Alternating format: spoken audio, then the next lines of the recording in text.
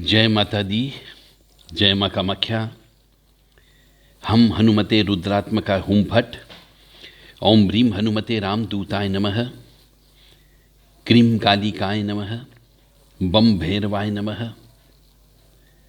श्रीं ह्रीं क्लीं ऐं सोम। ओम ह्रीं कैल ह्रीं हस्कल ह्रीं सकल ह्रीं सोम ऐं क्लीं ह्रीं श्रीं। देव राधा ट्रस्ट, सत्यवाणी चैनल। यदि कोई मनुष्य, ये भी सत्य घटना बोल रहा हूं मैं, यदि कोई मनुष्य किसी दूसरे की संपत्ति जो उसकी नहीं है, उस संपत्ति को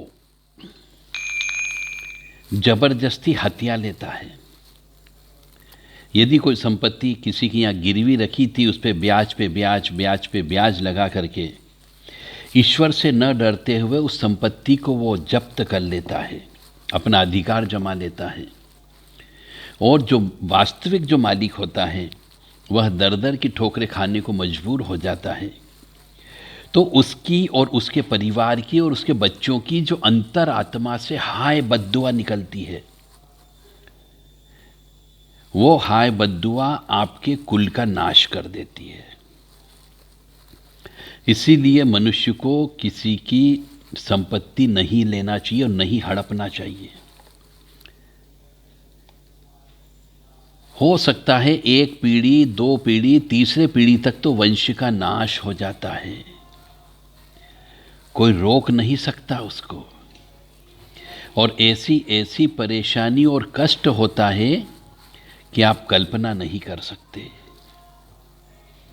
इसीलिए किसी की मेहनत की कमाई हुई धन संपत्ति, जमीन जायदाद, सोना चांदी, यदि वो मरणासन अवस्था में रहे और आपको दे जाए, तो आप उसका परोपकार में लगा दो, दान धर्म करने में लगा दो, प्याऊ लगाने में कर दो, धर्मशाला बनाने में पैसा लगा देना।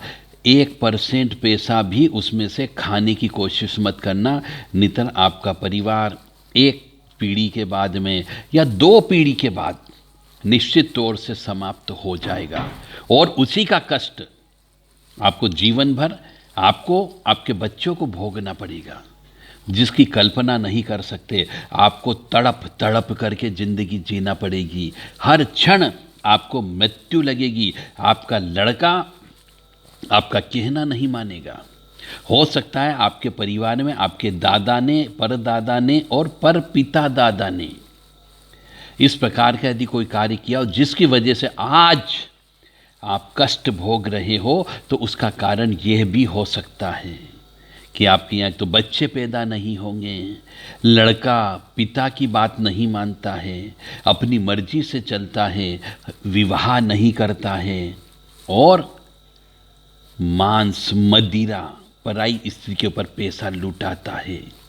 यह सब उसी चीज़ का प्रभाव होता है कि आपके पुरखों ने, पूर्वजों ने किसी परिवार की, किसी व्यक्ति की धन संपत्ति को हड़पा है, उसका कष्ट तो भोगना पड़ता है। मानो या न मानो, यह पूर्णतः सत्य है। नहीं मानोगे तो जीवन में कष्ट भोगोगे, अपनी आंखों से खून के आंसू निकलेंगे जब अपने सामने ही अपने बेटे की मौत देखोगे, जब अपने सामने ही बेटे को तड़पता हुआ देखोगे, जब अपने सामने अपने घर की बहू को विधवा देखोगे, और स्वयं भी हजारों प्रकार की बीमारियों से तड़प तड़प करके मरोगे। आज जो हम देखते हैं कि एक पुत्र पिता के ऊपर हाथ उठा लेता है, पुत्र विवाह करने के बाद माता पिता को देखता नहीं है, फिर उस पुत्र के भी पुत्रियां ही पुत्रियां उत्पन्न होती है, पुत्र उत्पन्न नहीं होता है, लड़के के लिए तरस जाते हैं। ये क्या है? ये वंश विच्छेद योग हो जाता है, और जो पुत्र उत्पन्न होते हैं उसके अंदर भयंकर पितृ दोष की उत्पत्ति होती है, काल सब दोष की उत्पत्ति होती है, सर्प दोष की उत्पत्ति होती है, जिसकी वजह से पुत्र उत्पन्न नहीं होता है और वंश का नाश होता ही होता है।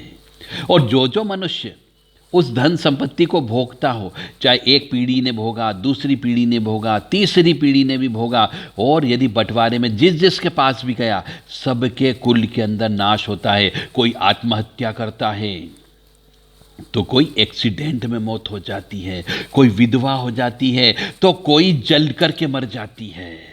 ऐसी ऐसी घटना देखने को मिलती है परिवार में, जब सुनते हैं तो रूह कांप जाती है। तो ऐसा कोई कार्य आप न करें। यदि कोई व्यक्ति फ्री में भी आपको अपनी जमा पूंजी दे जाए तो हाथ मत लगाओ, उसका परोपकार में खर्च कर देना, क्योंकि ये सब केसेस हम देख रहे हैं। हमारे पास ऐसे केस आते हैं कि बताते हैं कि ऐसा ऐसा हो गया। अब हम क्या करें? यदि उनके पुरखे ये सब पाप कर्म करके चले गए, जिनका भोग आज वो कर रहे हैं, जिस संपत्ति को बेच करके आज वो दुकानदारी चला रहे हैं, जिस संपत्ति को बेच करके आज वो खुद के मकान में रह रहे हैं, क्या वो संपत्ति दान कर देंगे? नहीं करेंगे। तो जब तक वो संपत्ति का एक कतरा कतरा भी, एक एक पाई पाई भी उनके पास होगी, उनके परिवार वालों के पास होगी, तब तक वो आत्माएं जिनकी हाय बद्दुआ लगी है वह नहीं छोड़ती, उनके कुल देवी देवता नहीं छोड़ते, उनके इष्ट देवता नहीं छोड़ते हैं, और आपको तड़प तड़प करके मरना पड़ेगा।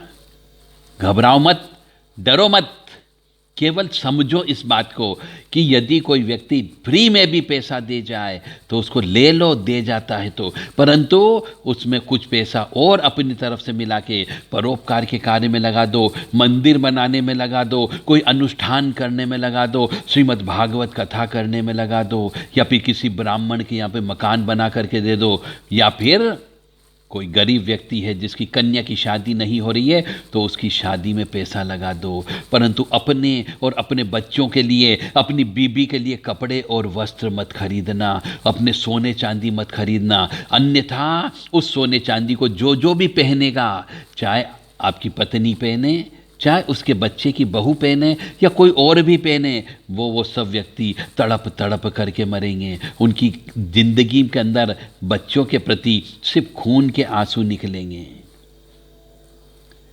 यदि समझ में आ गया हो तो बहुत अच्छी बात है, क्योंकि फ्री का पैसा, निःशुल्क पैसा, बिना मेहनत का पैसा यदि आप कमाओगे, किसी की हाय बद्दुआ से आपके पास धन संपत्ति आई है तो वो हाय बद्दुआ आपको जला देगी, कुल का नाश कर देगी। इसीलिए आज हम देख रहे हैं कि मनुष्य तड़प तड़प करके मर रहा है। वो कहता है मैं भगवान का नाम ले रहा हूँ, मैं पूजा पाठ कर रहा हूँ, मैं अनुष्ठान भी करता हूँ, रोज हनुमान जी के दर्शन भी करता हूँ, फिर भी भगवान मेरे को कष्ट दे रहा है। मैं तो शराब नहीं पीता पर मेरा लड़का भयंकर शराब पीता है, मेरे को बहुत ज़्यादा नफरत है पर वो वही काम कर रहा है, न मेरा हाथ बटाता है न मेरा सहयोग करता है। तो इसका मतलब क्या? आपके पास या आपके पुरखों ने कहीं न कहीं पे हाय बद्दुआ का पैसा प्राप्त किया है, उसका तो आपको भोग करना ही पड़ेगा, उसका चुकता तो करना ही करना पड़ेगा। जैसा खेत बोएंगे वैसा फल की प्राप्ति होगी, जैसा कर्म करोगे वैसा फल की प्राप्ति होगी, जैसा वृक्ष लगाएंगे वैसे ही फल की प्राप्ति होगी। समय आने पर एकदम कुछ नहीं होता है, इसीलिए बेईमानी से पैसा मत कमाओ, हाय बद्दुआ लेकर के पैसा मत कमाओ। यदि किसी से लेना है बोल करके लो, उसकी इच्छा होगी तो देगा, नहीं इच्छा होगी तो मत देगा, परंतु झूठ बोल करके पैसा मत लो। जय माता दी, जय माँ कामाख्या।